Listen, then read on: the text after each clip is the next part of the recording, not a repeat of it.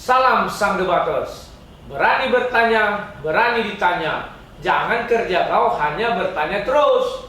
Tapi perlu ingat, setiap pertanyaan dan jawaban harus ada argumen ya. Oke? Nah, pada kali ini saya mengambil judul Kemana Yudas setelah gantung diri? Apakah ke surga, apakah ke neraka? Mungkin kalian akan menentang semua pernyataan saya, karena menurut kalian, wah ini ekstrim kali sekarang ini sang debater, apakah dia sudah berubah? Saya tidak berubah dari dulu sampai sekarang. Saya menyatakan kebenaran itu ya benar aja. Ya, meskipun kita tidak sepaham itu tidak masalah. Oke? Sip. Sekarang kita mulai. Yudas. Kalian tahu kan Yudas, orang yang mengkhianati Yesus, orang yang menjual Yesus. Itulah kayak yang tertanam di otak kita, ya kan? Nah, saya mau memulai sebelum peristiwa malam perjamuan, oke? Di Matius 19 ayat 28 jelas dikatakan, Yesus berkata kepada 12 murid bahwa mereka akan duduk di atas 12 tahta untuk menghakimi 12 suku Israel. Oke? Jadi yang dikatakan 12 itu siapa? Itulah murid-murid Yesus. Tidak mungkin untuk 1000 orang, 2000 orang, lebih dari 12, karena jatah daripada tahta itu hanya 12, tidak lebih. Paham ya? Nah, sekarang kita masuk ke masalah si Yudas. Nah, sebelum peristiwa penyaliban terjadi, Yudas terlebih dahulu kemasukan iblis. Itu di Lukas 22 ayat 3 ya. Kita bisa lihat bahwa Yudas kemasukan iblis. Paham ya? Ketika Yudas kemasukan iblis, Yudas tidak tahu dong apa yang terjadi, apa yang dilakukannya. Jadi yang bekerja di dalam tubuhnya adalah iblis, bukan Yudas. Nah, perlu kalian perhatikan, apakah Yudas ada merasa sakit hati terhadap Yesus? Tidak. Apakah Yudas ada benci terhadap Yesus? Juga tidak. Lantas, mengapa Yudas menjual Yesus sebanyak 30 keping emas? Jawabnya karena iblis masuk ke dalam tubuh Yudas.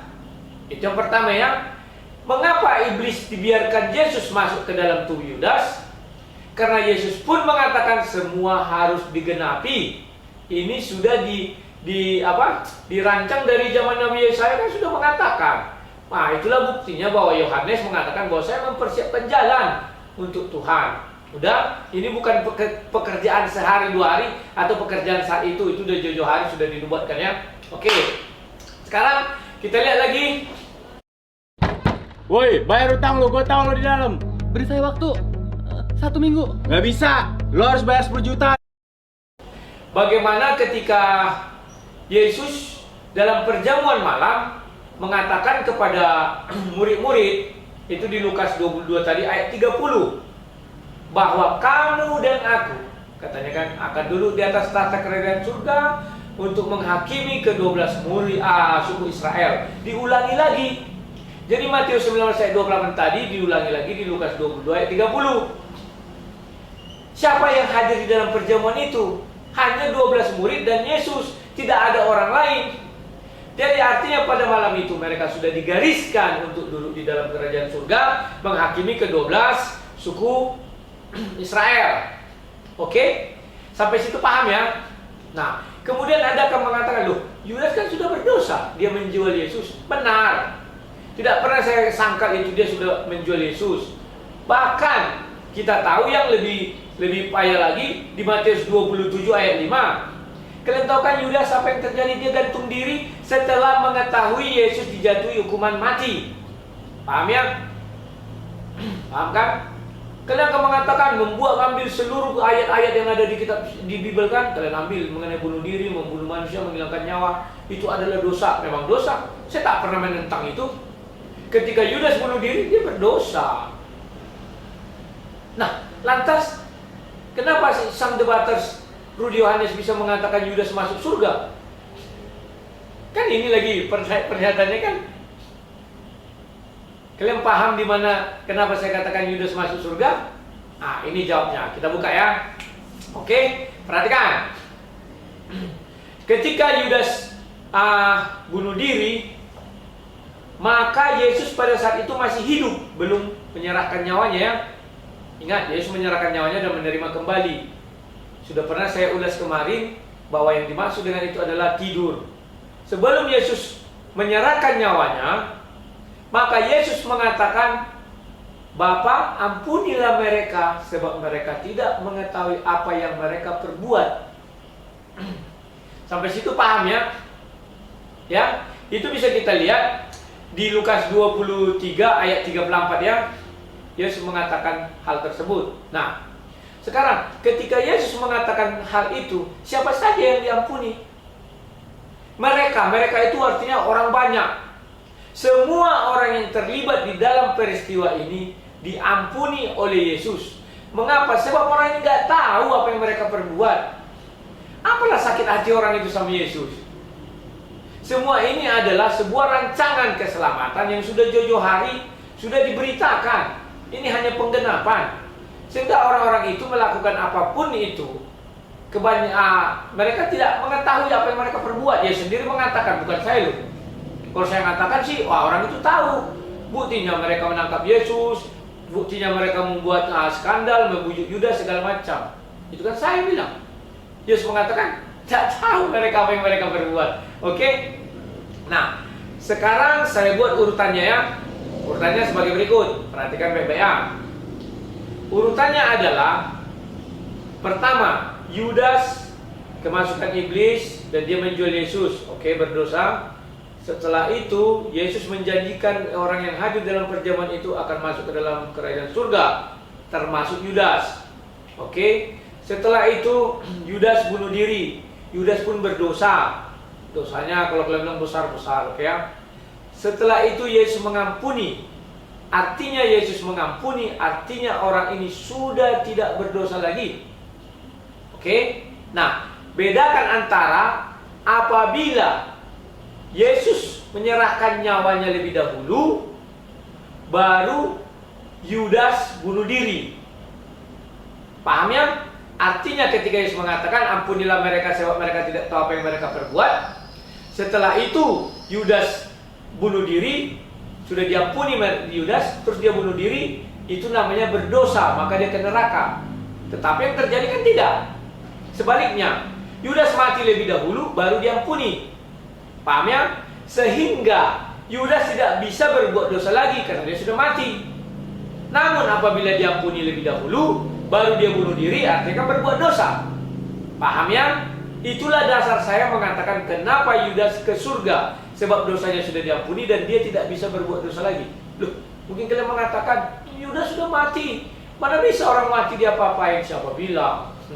Yesus saja membangkitkan Lazarus. Yesus Tuhan loh. Kalian percaya kan orang Kristen mana? Oh, Yesus adalah Tuhan. Tapi ketika untuk membenarkan isi kepala kalian lupa Yesus Tuhan. Oke, bahkan kalian mengatakan, kan Yesus minta Bapa mengampuni. Apakah Bapa mengampuni? Loh, kalian jadi lupa perkataan Yesus. Aku berasal dari Bapakku, apa yang kuucapkan itu adalah yang dari Bapa semua. Ingat ya, aku dan Bapa adalah satu. Firman kan berasal dari Bapa. Apa yang difirmankan itu berasal dari Bapa. Paham ya? Jangan kalian jadi hanya untuk membenarkan pemikiran kalian. Kalian jadi apa? Menyangkal Yesus.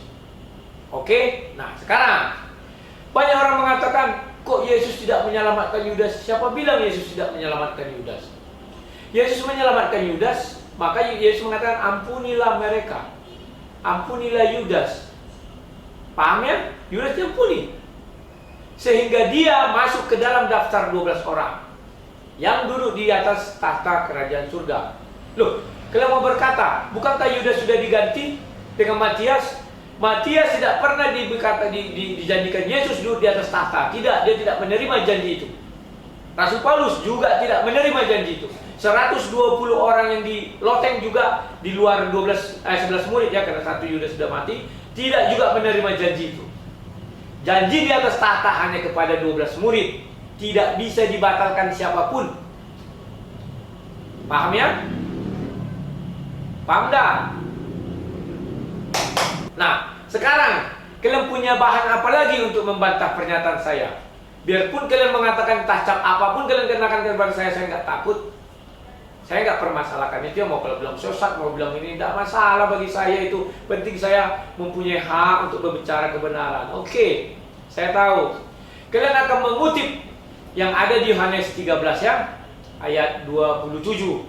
Ketika perjamuan malam tersebut, kan kalian ingat kan bahwa di situ dikatakan setelah menerima roti, Yudas kemasukan iblis kembali, ya kan?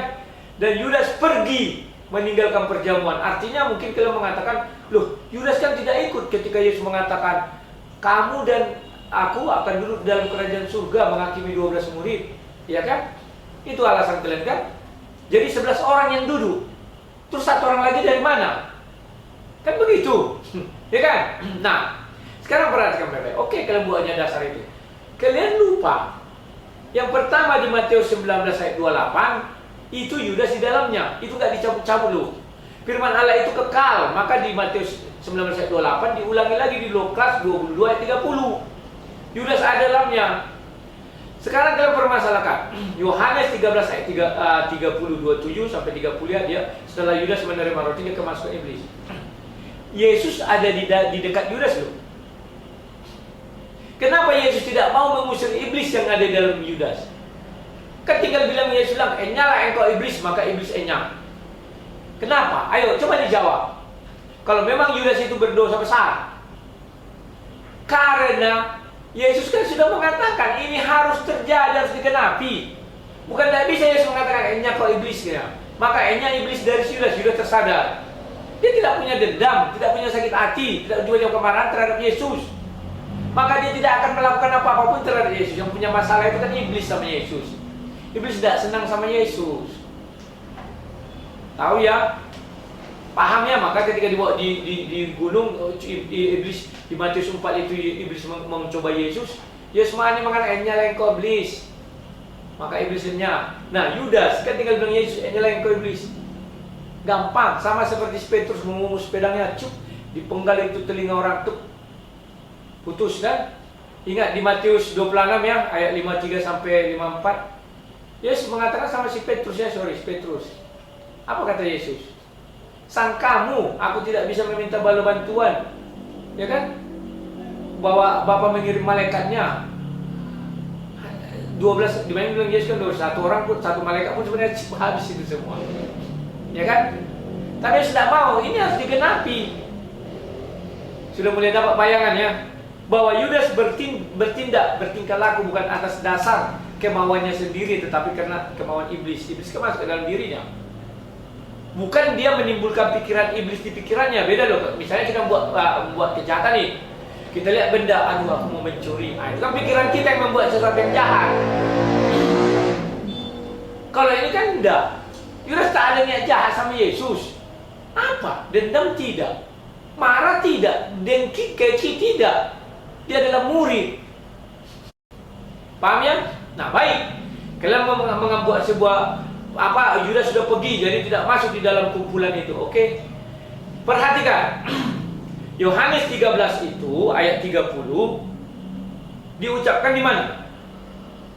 Di ruang perjamuan, di luar ruang perjamuan di Bukit Zaitun, atau di Taman Getsemani. Kan ada 3 tahapan.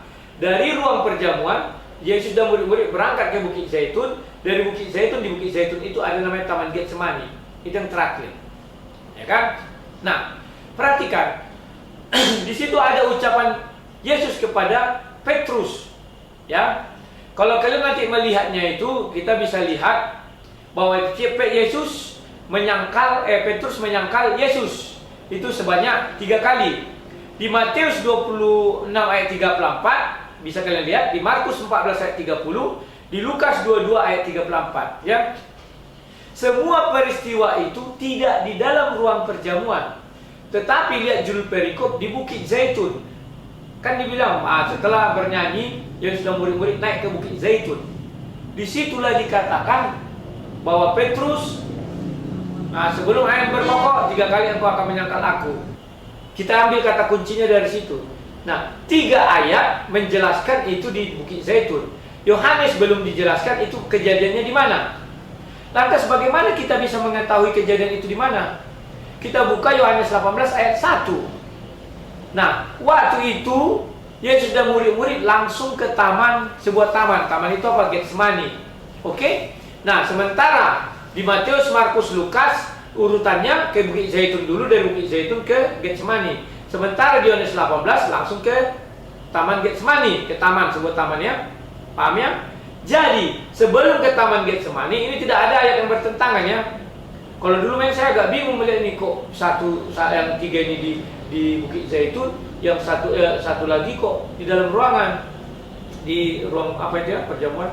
Ternyata Yesus dan murid-murid ketika Yesus menjelaskan semua hukum-hukum itu ketika perjalanan dari tempat perjamuan ke Bukit Zaitun.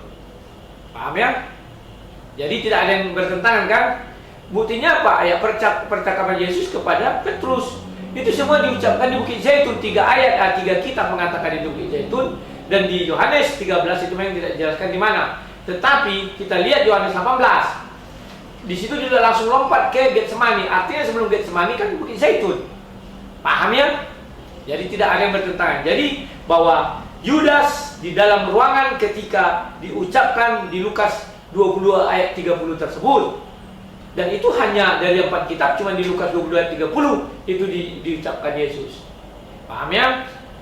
Jadi bantahan apa lagi yang mau kalian berikan kepada saya? Oh, tunggu dulu. Mungkin kalian apa buktinya bahwa Yudas sudah digaransi dijamin masuk surga? Coba buka Wahyu 4 ayat 4. Di sana Pewahyu menjelaskan, menggambarkan bahwa di sekeliling tahta itu, artinya tahta Yesus satu, anak dombala, baru ada 24 tua-tua. Ya, tahta. Kata kuncinya tahta. Dari seluruh perjanjian baru kalau kita mencari tahta Tuhan, Yesus hanya mengatakan 12 murid inilah yang duduk nanti di tahta itu menghakimi 12 suku. Oke? Maka 12 tahta itu adalah jatah 12 murid. Sedangkan 12 tahta lagi itu adalah jatah daripada anak Yakub. Itulah penetua. Artinya penetua itu yang dituakan, yang paling tua dari itu semua, ya anak Yakub lah yang 12 itu. Oke, mereka yang bisa mengadili keturunannya. Paham ya? Tetap dikatakan 12. Jadi siapa yang mau Anda gantikan Yudas? Tidak satu ayat pun yang bisa kalian suguhkan kepada orang banyak untuk menjelaskan bahwa orang inilah yang dimaksud menggantikan Yudas duduk di tahta itu. Tidak satu ayat pun. Oke? Paham ya? Jangan kalian katakan Matias. Jangan kalian katakan Rasul Paulus. Tidak bisa. Mana pernah Tuhan mengatakan Rasul Paulus, nanti kamu duduk di sana menggantikan Yudas, duduk di tahta. Tidak ada. Matias, kamu akan duduk. Tidak ada. Oke? Hati nuranimu memang bertentangan dengan apa yang saya ucapkan. Kamu akan mengatakan, wah enak sekali dong Yudas, dia membunuh diri pun masuk surga, mengkhianati Yesus pun masuk surga. Jangan lihat bunuh diri dan mengkhianatinya, tapi kalian lihat mengapa dia bunuh diri, mengapa dia mengkhianati Yesus. Dia tidak pernah mengkhianati Yesus, tapi iblis masuk ke dalam dirinya. Iblis itulah yang bertindak, menjual tubuhnya dari si Yudas ini hanya dibawa-bawa iblis yang bekerja. Dan bunuh diri itu berdosa. Dosanya besar. Tetapi Yudas diampuni Tuhan. Sedangkan manusia sekarang kalau bunuh diri, siapa yang ngampuni? Mana ada dibilang Tuhan, misalnya ada orang bunuh diri kayak yang di di Jepang itu kan, arah kiri, apa segala macam itu ya. Terus dibilang, datang Tuhan, aku ngampuni dia. Mana ada? Kalau Yudas dibilang, ampunilah mereka, dalam peristiwa itu kan masih terjadi. Satu lagi perlu kalian ingat, kalau kalian meragukan ketuhanan Yesus, ingat ya, sebelum Yesus menyerahkan nyawanya itu di mana? Di Markus 15 ayat 34, Eloi lama sabachthani. Itu satu lagi kata kunci, lupa saya tadi yang terlupa.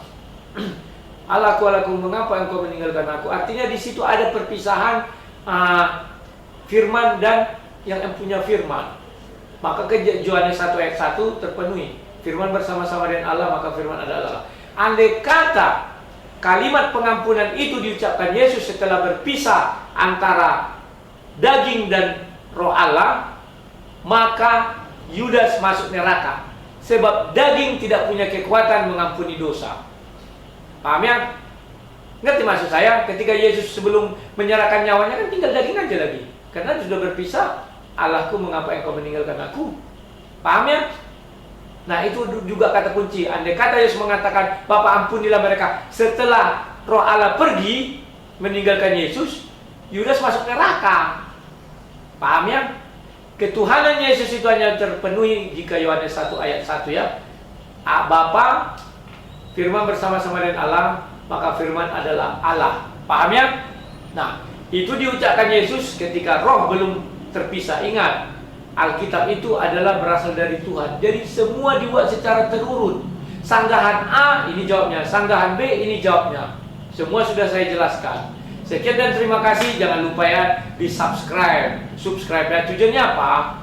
Biar makin banyak kalian mengerti apa itu firman Tuhan dari sudut pandang yang agak sedikit berbeda, tapi nilai kebenarannya bisa kalian uji dari kitab suci.